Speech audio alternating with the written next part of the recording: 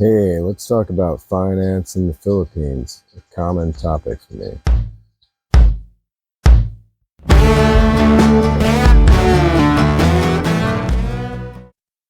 So, I'm going to be outright here and just say that I've never been a wealthy man in the US, and I've never been really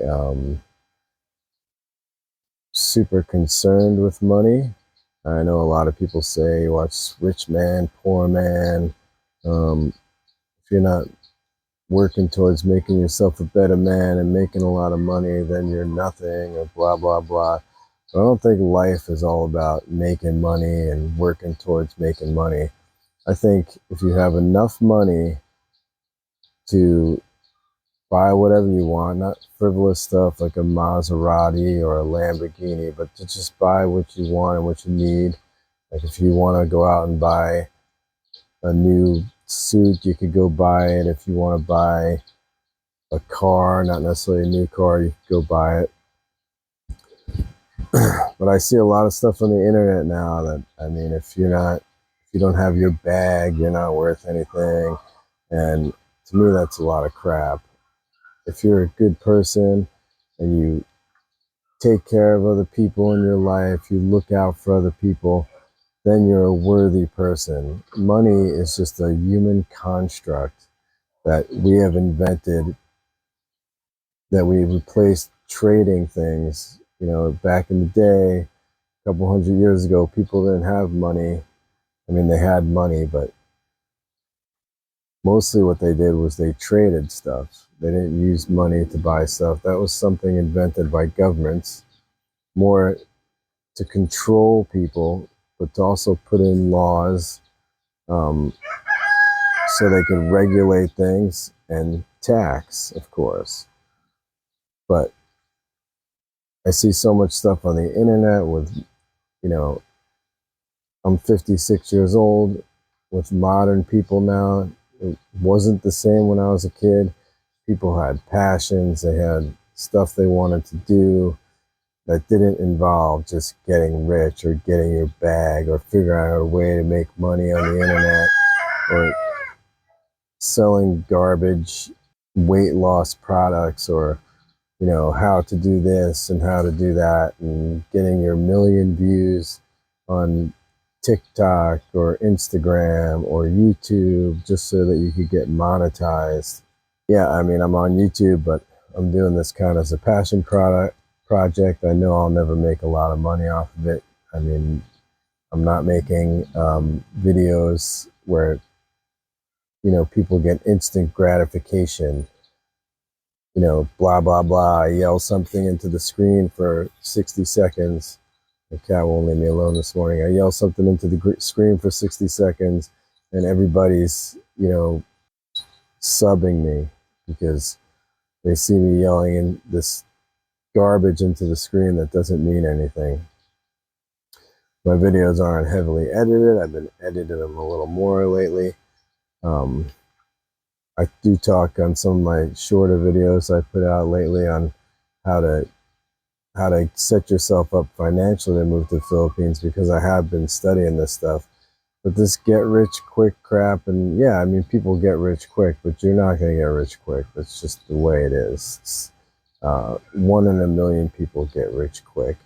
And this whole culture of red pilling and getting your bag first before you find love, if you do that, if you wait till you're really rich or successful before you find love, you're never going to find love, because chances are, unless you're that one in a million, you're not going to be really rich and successful with money. But you could be successful in love, and you could be successful in life without having a lot of money. Now, one of the reasons I'm moving or moved to the Philippines is that it's just easier with my income and salary to get by here.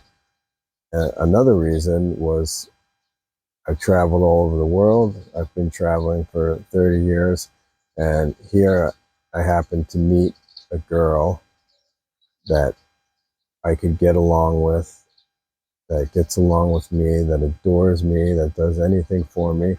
Yeah, it's not a perfect relationship. What relationship is a perfect relationship? Um, we fight sometimes. She gets mad at me sometimes. I get mad at her sometimes. Contrary to popular belief, Filipinos, they're submissive and they're traditional. They like to cook and clean and stuff. They're taught that by their moms, but they're not submissive in the sense, where they're just going to let you tell them anything, do anything you want. They're going to tell you when they're not happy about something, but it's like that in any relationship. Now, I found the last several 10, 20 years dating in the West to be much more cumbersome. There's that culture there in the West where, women want you to, take them out to fancy dinners, take them on fancy vacations. And if you're not making six figures of what they deem good money, or driving the right car, or, wearing the right clothes, then you're not a worthy person. Set aside the fact that if you're a good person and, you're not a drunk, you're not stupid, you don't beat women, you don't do anything like that. But if you're not, up to their standard money wise, then I can date you. But I mean, I still dated plenty of women in the West. I mean, there's women that obviously don't have those standards.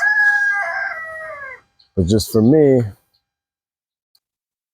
it didn't work out with women there, just because I was getting older, and yeah, I could still date younger women. That was possible, but younger women don't want the same thing I want there. Here in the Philippines, younger women do want to be in a relationship, and they do want to have, you know, a family, and, settle down and everything. I can say this to some of the younger people watching: you will get more satisfaction out of experiences and traveling and meeting new people than you ever will out of being rich and buying a Lamborghini or whatever you think you want. I mean, I once thought I wanted that stuff. Now, I don't desire any of that stuff. I just want enough money to where I don't have to worry about things. And I think that's all that people really want, is enough money where they don't have to worry about where their next meal is coming from, enough money to where they don't have to worry about if they're going to have a roof over their head, enough money to where they don't have to worry about if they can pay their medical bills. That's called comfortable. But this whole culture of getting rich and getting your bag and buying big houses, those people aren't happy. Or at least the money's not making them happy. The richest people in the world, the money's not making them happy. The things that make them happy are the people in their lives and the experiences they have. So travel, get out there, meet people. Don't be afraid. Don't be shy. Talk to people. Open yourself up to people. That's the way to live. Get in your bag is a lot of crap that people promote on the internet that is just superficial. It doesn't mean anything. Money in the end doesn't mean anything. Like my grandfather used to tell me, you can't take it with you when you die. When you're dead, you're dead. If you're a millionaire, you still have the same lifespan. Maybe you add a couple of years, but probably not. Probably less years. If you look at most people who get rich, they usually die sooner. Don't quote me on that. I don't know the statistics, but if you're a millionaire, if you die with $1 billion, it doesn't matter, does it? You're still dead, right? All right. Sorry, I'm a little grim today. That's all I have for today. I'll talk to you guys on the next video.